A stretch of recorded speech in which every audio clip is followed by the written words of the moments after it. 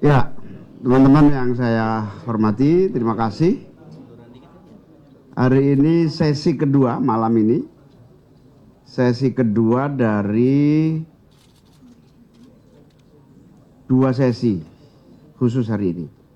Yang pertama tadi calon gubernur dari Kepri, calon gubernur dari Sumatera Utara, calon-calon gubernur dari Sumatera Barat sudah bersamaan dengan calon bupati, wali kota, dan gubernur termasuk Aceh, 4 tadi pagi.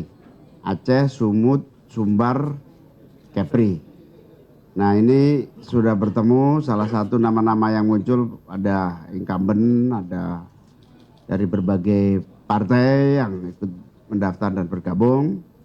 Ada kalau tokoh yang paling terkenal ya Pak Edi Rahmayadi sudah mendaftar.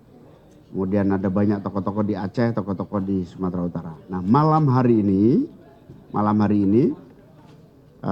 Gubernur Lampung, calon gubernur Lampung, bakal calon gubernur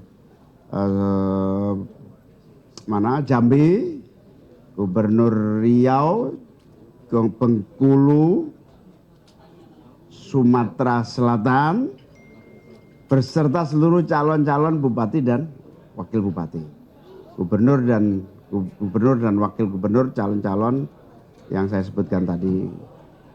Bangka Belitung, Riau, Sumsel, Jambi, Bengkulu, Lampung. Nah ini malam ini mulai dilakukan fit and proper, sekaligus tanda dimulainya konsolidasi untuk seleksi dan persiapan penetapan. Setelah ditetapkan tentu sekaligus persiapan malam hari ini adalah untuk pemenangan. Nah itu kira-kira ada pertanyaan? Saya Fauzi dari terus poin-poin untuk pertemuan mereka ini apa sih sebenarnya yang dikumpulkan? Apakah itu terkait misalnya poin-poin penting untuk pertemuan ini apa sih sebenarnya? Apakah itu terkait bagaimana survei mereka? Nah, kenapa harus dibagi per zona, Gus? Ada mungkin beberapa partai politik lain itu disatukan di Jakarta dari semua daerah. Ini malah PKB membagi per zona. Ya. Nah, yang selanjutnya terakhir soal Sulawesi Tengah misalnya, itu mantan pelatih kepala Timnas Amin itu maju juga sebagai calon gubernur Sulawesi Tengah. Apakah sudah ada komunikasi dengan PKB sebagai partai yang sama kemarin mendukung Amin? Terima kasih.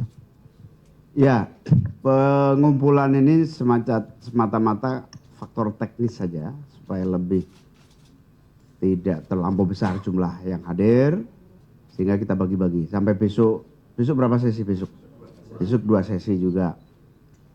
Untuk Sulawesi nanti tanggal 5 akan kita kumpulkan di Makassar, karena supaya tidak terlampau jauh dengan lokasi para calon-calon. Nah, dengan pengumpulan per zona dan sekedar teknis supaya lebih efektif, maka sebetulnya termasuk penjajakan.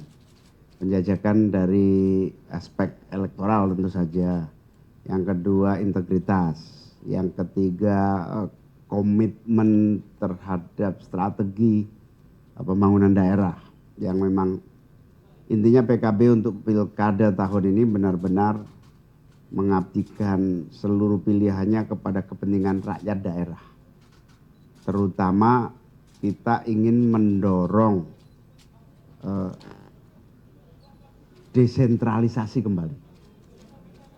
Selama ini 10 tahun terakhir terlampau sentralisasi.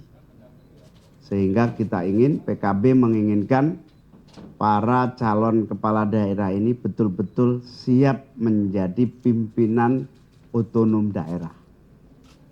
Kita kembali kepada spirit reformasi 1998 sehingga kita bisa mempercepat kemajuan dan kemakmuran rakyat.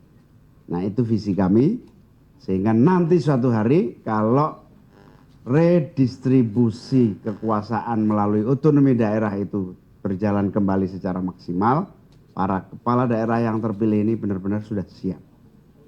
Ini mimpi PKB adalah keseimbangan tidak semuanya menjadi sentralisasi. Oke, cukup? Soal komunikasi tadi Gus. Ya, saya tidak hafal satu persatu. Nanti Des Pilkada yang akan melaporkan ke saya, tapi saya nggak hafal. Di tiap daerah masing-masing saya nggak hafal. Tapi tentu akan kita jadikan banyak masukan tadi, elektabilitas, kapasitas, visi.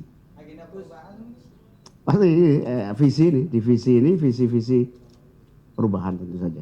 Gus, izin mempertanyakan apakah yang hadir di sini yang sudah pasti diusung oleh PKB atau hanya penjaringan yang Masih penjaringan.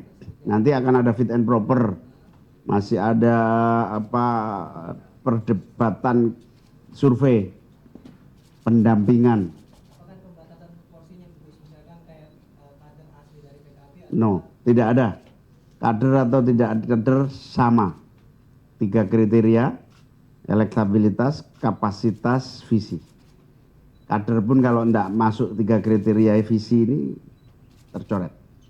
Satu lagi Gus, tadi ada nama Berken yang disebutkan Edi Mariadi, selain Pak Edi ada lagi.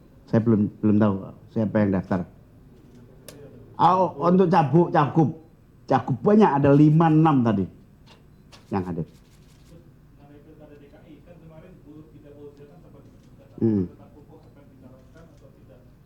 Ya, dorongan dari PKB DKI minta Ida Fauzia supaya dicalonkan.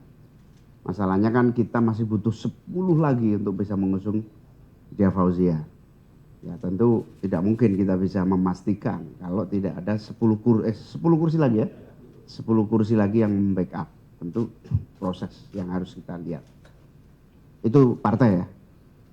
Nanti kita lihat. Gus, melanjutkan tadi PKS kan ketika PKB dengan PKS gabung kan itu sudah cukup untuk bagaimana kelanjutannya? Apakah sudah melihat siapa kader PKS yang Belum ada. Kita dengan PKS belum sampai detailing pada calon, tapi komunikasi lebih mudah. Gus, kalau untuk pilkada Jatim PKB usung siapa Gus? Masih proses.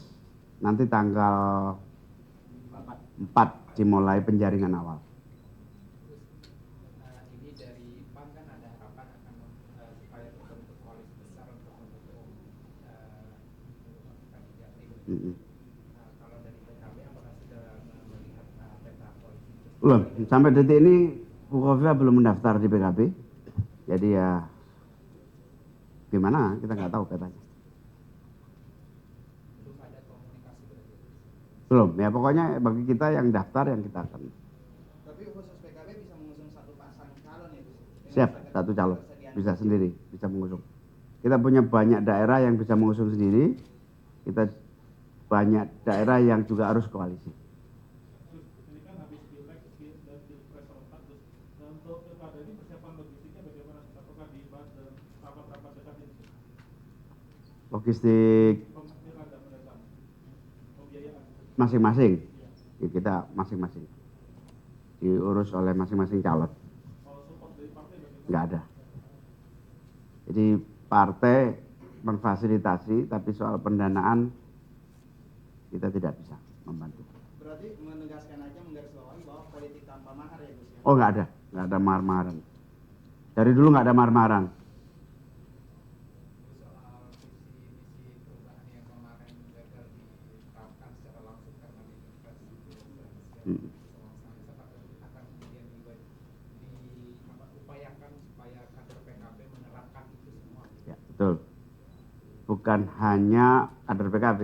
Ketika saya bertemu Pak Prabowo, Presiden terpilih, yang kita sampaikan adalah 8 visi perubahan. Yang menurut kami, dan saya baca statement Pak Prabowo 2 hari yang lalu juga, iya tidak ada pilihan, memang ada sesuatu yang memang harus dirubah. Kalau enggak berat. Akses ekonomi bagi menengah ke bawah kalau nggak ada perubahan berat. Perubahan ini kan menurut saya bukan soal kepemimpinan atau keberlanjutan kepemimpinan, bukan. Itu sudah selesai, Pilpres sudah selesai. Perubahan ini adalah kemampuan daya tahan pemerintah di dalam menjawab tantangan ekonomi, tantangan sosial, tantangan budaya. Dimana kalau nggak ada perubahan, saya yakin kolaps keadaan. Perubahan-perubahan, strategi pembangunan, perubahan-perubahan itu untuk mengantisipasi krisis global, mengantisipasi tuntutan masyarakat. Masyarakat ini semakin kritis, tuntutannya besar. Kalau nggak ada perubahan skenario cara kerja, ya berat mengantisipasi. Beras misalnya kalau nggak ada perubahan strategi, wah, kolaps kita, impor terus. Terus selama pilpres kemarin kan cukup tajam mengkritisi soal food estate, apakah itu juga yang akan disampaikan ke Pak Prabowo kemarin? Ya, kita akan ajak berdebat. Food estate itu memang harus didiskusikan. Artinya Gus Imin masih akan memperjuangkan Semua menyangkut salah satu visi perubahan itu apa? Menjaga lingkungan hidup. Itu harus menjadi visi utama. respon Pak Prabowo terkait food estate bagaimana? Oh, nggak sampai detail itu. Nanti kalau Pak Anies jadi menteri baru dibahas itu.